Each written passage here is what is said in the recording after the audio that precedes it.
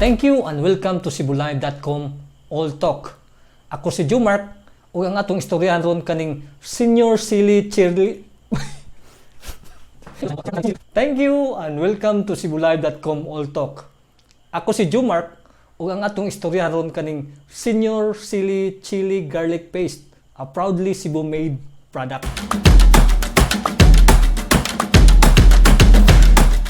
Kini ang proudly Cebu-made product, ang Senior Silly Chili Garlic Paste. You might have noticed nga almost empty na siya. Kay diri man gyud sa atong show, amo yung paliton ang produkto nya gamiton. Dayon among i-share ang mga experience paggamit ini. Kumuning kaning mga garlic paste, kumuning nga i-serve sa mga restaurant, labi na ni mga dim sum, iuban ni siya sa siumay, unsa pa nang mga nguyong. Daghan siya klase sa lami kay lain-lain man ilang mga formulation. So naa sila tagsa-tagsa ka mga secret recipe. So naa sila gipabutang nga mga herbs ug unsa pa nga mga ingredients, mga proprietary ingredients. Which remind me of a story. So about a businessman. Kaning businessman, while doing some dealing, nagkuhan siya mga business visits sa mga companies, nadaot iyang sakyanan, nadaot tungod sa usa ka monastery. Kay gabi na niya nagwan-uwan sad, nituktok siya sa monastery. Kadako kay nga monastery, tuktok siya. Niya pagtuktok niya, niabli ang head monk. So niingon siya sa head monk, ang businessman ka, nadaot man akong sakyanan, pwede ba ko matug diri sa antod nga moabot ang mo repair. So sa kanang gabi dito natug ang businessman sa monastery. Sige, tagaan siya usa ka room, guest room. Padung na siya matug, ang businessman kay gabi na, nakadunggo siya soothing sound. Somehow feels his spirit, fulfills his spirit. So wala lang yun siya, pero nabutang yun siyang hunahuna ba? Pangutanan siya, so kaguling, unsa to nga sound, asa gikan nga sound. So pagkabuntag niya na, pagmata na niya, na-meet niya ang head monk. Ang head monk, gi-repair ang iyang auto. Sumudaga na. Out of curiosity, ipangutana niya ang head monk na, unsa man ang sound, unsa tong sound akong nadungog gabi nga, murag na fulfill, na satisfy ang akong soul. Nitubag ang head monk, dili na mo, pwede nimo masulti, dili na mo pwede isulti nimo, kay you are not a monk. So nakasambot ang businessman. So naayo na sakyan, uli siya. After 5 years, nag-business trip yapon siya sa katong lugar. Adto siya sa mga companies nga to close some deals. By sheer coincidence, nadaot na pud iyang sakyanan tungod sa monastery. Dito na siya kay nakaila naman ang head monk, gipasugib siya after 5 years. Gipasugib po siya, gitagaan siya guest room, nga dito siya makatug. So nakatug, padung siya matugon ta, nakadung siya sa sound, something spiritual, something heavenly, but cannot be explained, no, by a normal being. Pagkabuntag na naayo na pod sa head monk ang iyang sakyanan, nanangutan na siya out of curiosity. Pangutanan niya ang head monk nga, unsa man itong sound? Maon siya makasatisfy sa akong spirit, sa akong soul. Nitubag hapon ang head monk nga, dili na ako nimo pwede masulti, kay you are not a monk. So nagunahon na ang businessman, lakaw na siya, nagunahon na. Iuli sa balay. After 10 years, nibalik ang businessman nga do sa monastery. Niingon siya sa head monk, mo apply siya, musod siya pagka monk. So, Naingon na ang hidmong ko, sige, para ka mahimong monk, kinahanglan ka mo agi og process of enlightenment. So, travel the world, pangita ang pinaka-spiritual nga herb na imong makitaan. Pero wala ni sulti ang hidmong kung unsa. So, ni-travel na ang businessman sa tibuok kalibutan. Pila na to ka mga countries ang iyang na-visit. Pero paghihapon siya nakakita. So, one time, dito siya naka-stay sa Ireland. Di mo po siya nag-goal na kasi siya nakakita og unsa. Kaya niingon mo gud ang hidmong nga travel the world niya, listen lang. So bisag kung saon niya wala gyud siya nadunggan, wa siya kakog idea. So while in a hostel sa Ireland, kuno na siya nga kasagaran mo gyud gibisita sa ubang mga countries, mga spiritual places ba. So mga churches, mga monastery pod ug mga meditative places kung maka-meditate ka. So dito sa Ireland, nakanoon siya adto lang sa sirkog bar. So nigawa siya adto siya og bar. Nilingkod siya sa lamisa, and order na siya og tea. Nya sa unahang lingkuranan, nay duhak buk tao nga nagistorya. Madungog ang istorya madungog ang istorya kay mura na pila ra ka feet away, pero luyo ra iyang makita sa duha ka tawo nga sig istorya. So namina lang yun siya. Ang katong tawo usa sulti sa kauban niyang laki ang usa ka laki istorya sa kauban niyang laki ingon siya nga lawgawa. Ang akong asawa niingon nga idunol ang iyang lipstick. So ang akong nadunol ang glue stick man. Aksidente ra man to, pero karon she's still not talking to me. So padayon gihapon ang istorya sa duha ka lalaki na ang usa niingon nga asa man kagikan bay? Niingon sa Pilipinas ko. O pareha dayta. Asa da kita sa Pilipinas? Dito bag sa usa ka lalaki. Dito ko Cebu. Oh, Cebu ang sad ko. Nangutan sa asa dito Cebu? Lahog. O pareha dayta, lahog ko. Asam ka dito sa lahog? Sa may GY. O pareha ta kay GY ram day ko. Sa GY ra sad ko. Asam ka nag eskwela sa USP. Sa USP pud ko nag-eskwela. Unsa nga year? 2005 ka nag-bats. Also 2005 sud ko. Kinsa imong maestra? Si Ma'am Alberta. Pareha tag maestra si Ma'am Alberta. Unsay room nimo? 258. Pareha tag room 258. So ang bartender nga na-annoyed gisultihan ang kauban nga waiter, ang iyang usa sa mga waiter gisultihan nga ari lagodong igna lagoning duha ka kaluha diri kinangahubog naman ni. Anyway, so pagkadungog sa katong businessman, so nakanahon na siya nga unsa iyang adtuon nga lugar. So niadto siya sa Pilipinas. Ug nakita niya ang katong iyang gipangita. So somehow na enlightened siya.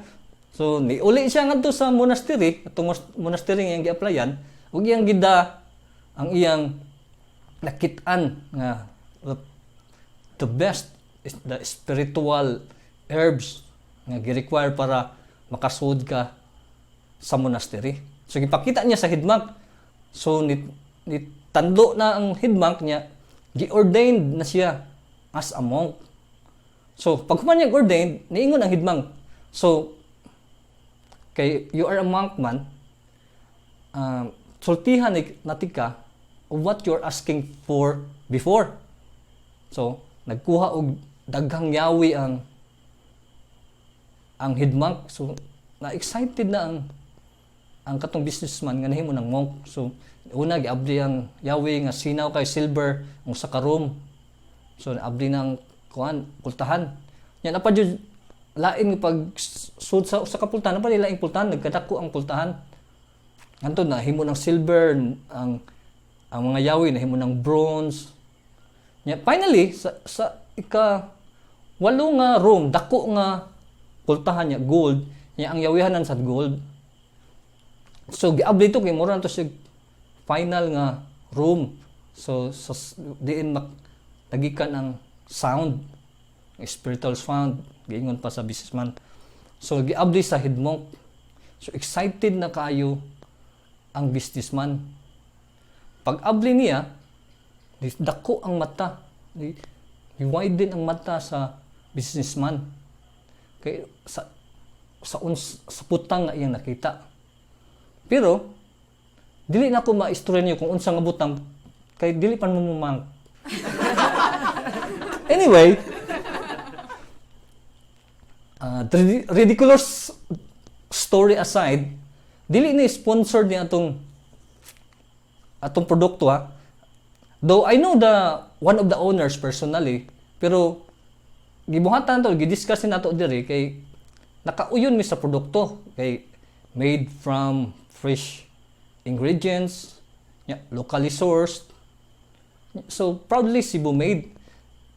We always magud emphasize nga we supported local products kay tungod sa mga points ba nga dako siya ikatabang una sa local economy kay mo generate man siya og economic activities sa local nga area. First sa tax nga makontribute niya sa city, ikaduha ang mga na-generate nga jobs o kanang mga gitawag og ancillary economy o micro economy nga nag-support ani sa pag-produce ani nga produkto sama ang mga suppliers, mga karinderya where ang ilang manufacturing area is situated. So dako kay siya og ikatabang sa local economy. Ang pagsuporta sa local product dili lang sa local economy, makatabang sa ni as in a nation's economic status, macroeconomy as a whole ba. Kay mag-produce kag local nga produkto, nya gipalit sa mga local nga mga tao, dako ikatabang in terms sa trade balance. Kay kung sino kag palit og imported nga produkto, daghan pa kaysa inyong gi-export, create mo nag-trade deficit. So suportahan ni para makatabang sa economy dili lang sa local but on a national level as well. So kana no, now arita naam jud day tulo ka criteria nga sa pag-istorya nata aning produkto. Una ang kaning worth it ba ni siya sa kwarta. Ikaduha ang iyang impact sa environment ug ma-recommend ba nimo sa mga friends. So kana atong i-discuss sunod ang mga special ingredients aning Senior Chili Garlic Paste. Mura jud tang twister ni siya no. Mag lamod-lamod na mo dila. So ato ning i-discuss sunod. So unsa man ang mga special ingredients aning Senior Chili Garlic Paste? Kung ra ang mga kaybo naman tas mga ingredients aning mga garlic paste. Asa na ang sili nga gigamit, ang garlic, ang ahos, o mga oil. But sila, kani, especially hand-picked jud nga mga fresh sili o fresh nga garlic. Kani nga variant ni gamit niya kaning sa English pa, gitawag og Philippine ghost pepper. So siling demonyo ang tawag nila na. Nya naan siya gitawag og hotness level. Ang ilang rating 10, so kani 8/10. Yan nasan siya mga special flavoring matong ginaw na siya mga secret ingredients sa flavoring nga wala sa uban mo nang lahi siya og lami or above the line, above top line jud nga pagkalami. Duha ni ka sizes 100 grams o 200 grams. Ang 100 grams kani 100 grams ng mga permi namong paliton is 136. Ang 176 day nya ang 200 gram mga 264. Diyan mo klaro nun sa kuan. Okay, ang other variants anin naasad labuyo ug uban pa. Nya naasad sila laing produkto nga dili lang nasa mga sauce. Ilang gibutang sa ilang description nga maayo ni siya sa mga siumay, of course, siumay, mga kunji, pansit, at sa pamanang klaseng sinugbang isda, barbecue, ug uban pa. Nya, pwede siya mahimong sausawan. Magkuha lang kag sa kutsara baro ibutang mo sa plato niya, butangan nimo og kalamansi. Mao na no?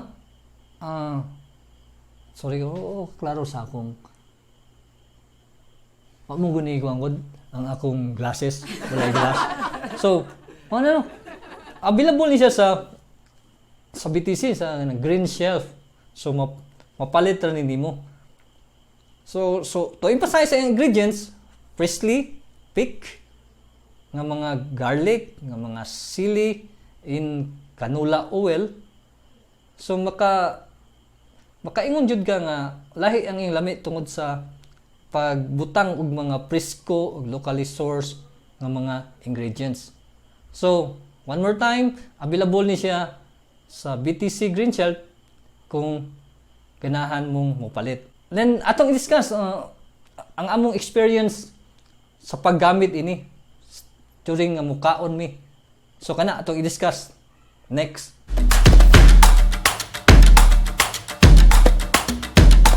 Okay. So, unsa man ang among experience aning Senior Sili Chili Garlic Paste? Na-receive ni namo as part sa Christmas giveaways last December. So, among gitestingan, giganahan mi, di nahurot ang unang gihatag. So, nipalit na sad mi. Nangita jud mi sa asan siya gibaligya.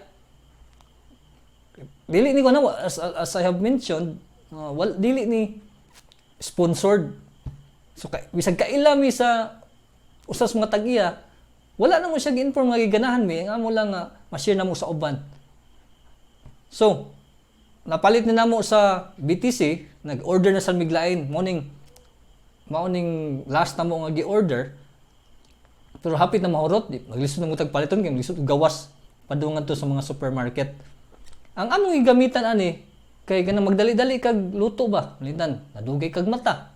Nya ang naa nimo itlog ra. Ang itlog among lutoon, siniside up ba or kanang boiled egg ba. So lami gapon ngan ganahan ka mo kaon. Lately, ang among gigamitan ani kaning mga steamed veggies. So, nag-steam mi og carrots, okra, kalabasa. So mulami gihapon. Nya na say time nga nakay usa ka sudan nga mula og dugay ba. Kanidan, may pagsudan sa buntag, kaning sinabaw nga baboy. Ya, mapula na magana kay maura maghapon ng alami. Pero kung imong butangan ani, ma-change na siya gamit into different kind of viand. So, gamit yun siya. Sa amo lang, na pag gamit mo ng sige mig palit. Ari na ta sa trick criteria na to about product, kay part mo dyan sa atong discussion. No? Una, worth it ba ni paliton? For 167 worth it ni siya paliton, no? Worth it ni siya nga produkto kay bisan sa kani nga kadako nga packaging dugay ni mahurot kay gamay ra nimong ibutang kay kahang sa tani kay ibutang tanan. So dugay, so worth it siya sa 167. Ikaduha, how about the impact to the environment? Less ba ni siya impact? Ang advantage nila aning kaning company, kaning Senior Sili nga company, kani gamit sila og reusable nga glass. Nya ang gigamit sa tin nga tabon. Ang kaning reusable nga glass nila, pili nimo limpyuhan. Di ba? Imo limpyuhan, tarungon og tangag sabon, imo humot na siya. Pili nimo gamitan, i-store nimo mga trinkets, mga jewelry, unsa pang mga gagmay nga item. Kung dili ka ganahan mo gamit, pwede nimo ipack usa ka plastic nya ipapick up lang yun sa local nga garbage people, no? Kanang mga garbage collector sa barangay kay maadto gyud na sa mga facilities na ma-sort, ma-recycle ang mga items nga waste nga pwede pang ma-recycle kay naa sila gitawag material recovery facility. So, ay ikatulong nato nga criteria. Ma-recommend ba nimo sa mga friends? Of course, ma-recommend ni labi na tong ganahag mga spicy nga mga pagkaon. Kailangan sila mo spice up sa ilang pagkaon. Pwede na galing nimo isuwa sa imong rice. mahimo na ng hot rice. Pwede sa household kay imo man yung mabutang ma-serve nimo. So, this is a recommended jud nga local nga produkto. So, kana lang sa, no? So, support local quality products if you can. So, since wala pa man tayo tagline, I will close this with stay cool and always be mindful. Thank you.